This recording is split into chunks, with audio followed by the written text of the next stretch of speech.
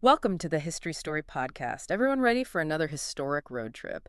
This one's, well, you guys sent in some pretty fascinating history books and sources this time around, and we're going to dive into a maritime mystery that is just genuinely eerie. It's the story of the Kaz III. Ooh, the Kaz II. Yeah, that's a good one. A real head scratcher. Okay, so imagine this. April 2007, you're cruising along the Great Barrier Reef. Yeah. Beautiful, right? But also can be pretty dangerous. And there, adrift, they find this seemingly normal catamaran, the Kaz II. Normal boat, right? But here's the thing. The thing is, what they found on the boat and what they didn't find, that's what makes this whole thing so creepy, so unsettling. Yeah, the sources you sent paint this picture of, I don't know, like a ghost ship. But like a modern ghost ship. I mean, the engine was running, laptop open, meal all set out, laundry hanging up to dry. Like someone just stepped away for a minute. Yeah. Exactly. But there was no one there. 3 experienced men, the skipper, Derek Batten, and 2 brothers, Peter and James Tunstead, vanished. No sign of them. And it wasn't like the boat was wrecked or anything. It was just there, like a snapshot of life, just frozen. So how do 3 guys just disappear off a boat like that? That's what we're going to dig into today. Okay, so first things first. Let's go back to the beginning. The Kaz II was first spotted adrift on April 18th, 2007 by a Coast Watch plane. Yeah. Just floating out there in the Coral It's Sea. just drifting. And it wasn't until 2 days later on the 20th that authorities actually boarded the vessel. It was still just drifting like 80 nautical miles off the coast of Townsville. 80 nautical miles. That's Yes. a long way to drift. And when they finally got on board, man, the sources really emphasize this. Yeah. It's that contrast that gets you. Like unsettlingly normal. Yeah, unsettlingly normal. Everything was in order. Engine idling, laptop on, food ready to eat, but no crew. It doesn't make sense. It's like those stories of the Mary Celeste, you know? That famous ghost ship from the 1800s. Exactly. The Kaz II, it's like a modern-day Mary Celeste. And it just grabs people, doesn't it? These ghost ship stories. I think it's that clash between the ordinary and the utterly inexplicable. It's like a glitch in reality. Yeah, and this story just blew up back in 2007. I mean, everyone was talking about it, the mystery of it, huge search operation, both official and private. The families, they were just desperate for answers, funding their own searches. It was a big deal.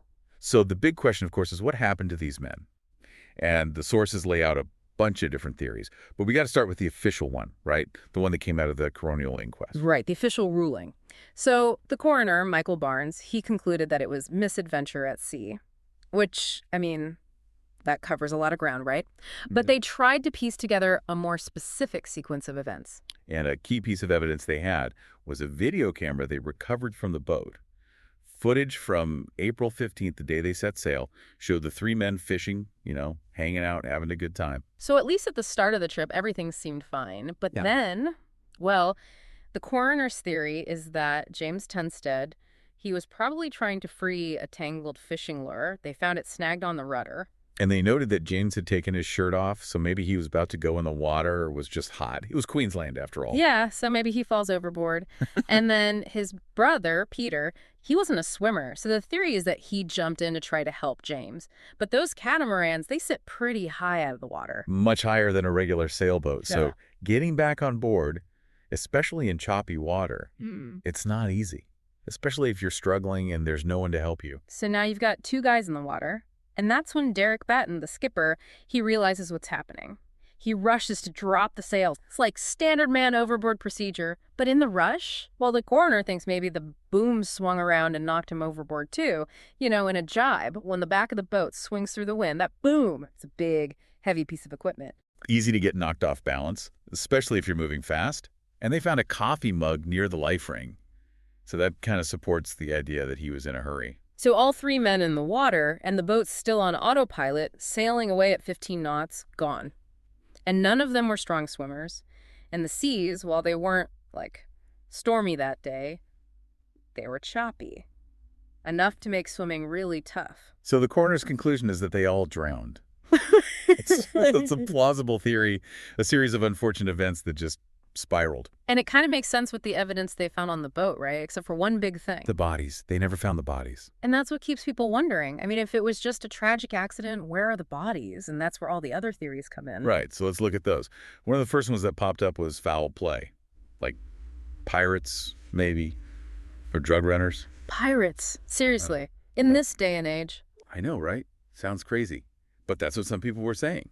But the authorities, they looked into it, and they couldn't find any evidence to support it. No signs of a struggle, no indication that another boat had been there. And the fenders being out, doesn't that suggest they were going to meet another boat? That was one theory. But it could also be that they just forgot to pull them in after leaving port. We just don't know. And without any hard evidence, the investigators ruled out foul play. Okay, so what about, I don't know, like a freak wave or something, or a sudden squall? Couldn't that have swept all three men overboard? It's possible. I mean, the sea can change so quickly. And while it was calm that morning, the Kaz II's GPS data shows that it did sail into some rougher weather later that afternoon. So maybe a rogue wave or a sudden gust of wind, who knows? But the thing is, the boat wasn't messed up, like you'd expect if it had been hit by something really huge. Right, so that makes the freak wave theory a little less likely. And then you have the more out there theories, like did they stage their own disappearance? Fake their own decks. Why would they do that? Well, some people thought maybe they were in debt or running from something, but again, no evidence. And everyone who knew them said they were devoted family men. Plus, they left all their stuff behind, wallets, IDs, everything. Yeah, it doesn't sound like they were planning on disappearing. And then you've got the really wild stuff, right? Oh, yeah. Aliens, sea monsters, portals to other dimensions. The internet loves a good conspiracy theory. But none of that is supported by any evidence, of course. So we're left with, well, the most likely explanation is still the official one, tragic accident, but the lack of bodies. That just leaves this huge question mark hanging over everything. It's what makes it such a compelling mystery. The Kaz II, it's become kind of a legend in the sailing world, a cautionary tale. Absolutely. It really highlights the importance of safety procedures, life jackets, tethers. You can never be too careful out on the water. And it's still talked about today. You see it pop up on Reddit, those unresolved mystery forums. It's one of those stories that just sticks with people. Because it's just so strange. So many unanswered questions. Like the video footage, it doesn't just show them having fun.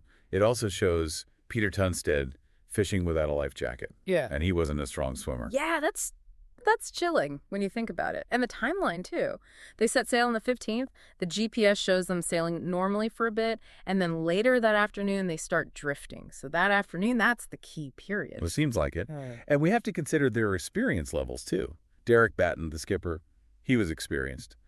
But the Tunstead brothers, they didn't have as much experience, especially on a catamaran, like the Kaz II.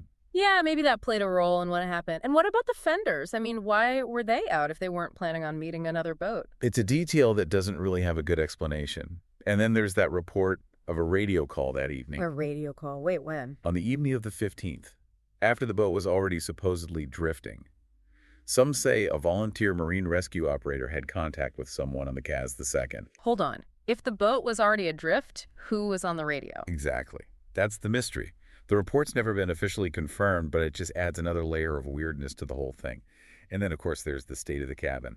Food on the table, laptop open. Like they just vanished in an instant. It's almost as if time just stopped. And that, I think, is what really gets to people, that feeling of sudden, inexplicable absence. But Kaz II, it's more than just a mystery. It's unsettling. It reminds us that the sea, even today, it can be a dangerous and unpredictable place. Absolutely. And sometimes, even in our modern world, some things just remain beyond our understanding. So, listeners, we encourage you to check out the sources and see what you think. What stands out to you? What theories make sense? This is one of those stories that you just keep thinking about. And it makes you wonder what other seemingly normal situations in our own lives might hold hidden dangers lurking just beneath the surface. Think about that.